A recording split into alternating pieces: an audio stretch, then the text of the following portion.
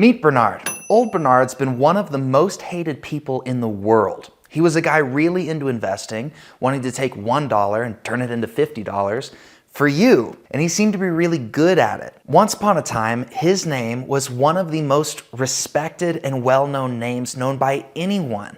If you had some money and you wanted to put it anywhere, you would put it with Bernard. He was working as a lifeguard and sprinkler installer, doing his absolute best to save money. He was very ambitious and had a keen business sense. And one day he launched his very own firm called Bernard L. Madoff Investment Securities, LLC. Just the name has a ring to it. He started this firm with $5,000 of his own savings and a $50,000 loan from his father-in-law, Saul. Better call Saul, you know? Because when you do, he's gonna seriously help grow your firm in the early days. Saul connected a network of friends and family to join and grow this firm. And everything was working out really well. Bernard's LLC firm quickly ascended the ranks of the financial world. And remember, Bernard himself was smart and driven. He was an early adopter of technology like computers. You know, back when computer was something that punched holes in paper and didn't have a mouse. AKA Steve Jobs hadn't invented Apple yet. Before Bernard knew it, he was a chairman of the entire NASDAQ stock market. He was doing so well, but he personally felt that his firm was small and harbored a sense of being an outsider, feeling excluded from the Wall Street elite that he wanted so badly to be a part of. And this perception may have been fueling his desire to prove himself and achieve extraordinary success. So in the good name of achieving this success, he followed one superior rule, which was to shroud everything in secrecy.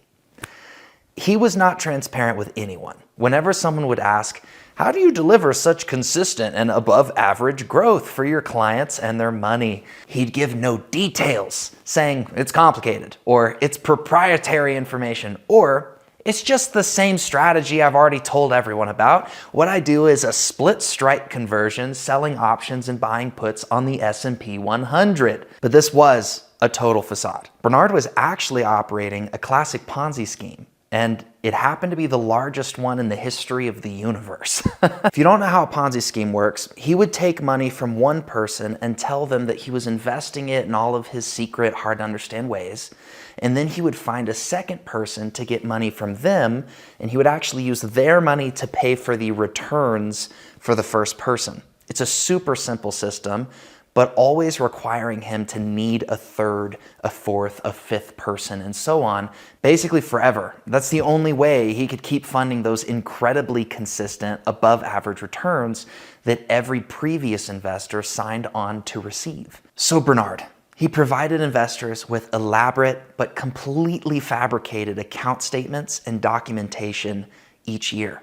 This reinforced the belief that everyone's money was actually invested and in a legitimate way. Also, the SEC, or the Securities Exchange Commission, conducted investigations and failed to uncover the fraud. So either he was pretty good at fraud, or they were really bad at investigations. But one year, when the world was hit by the Great Recession, Bernard's whole scheme began to unravel.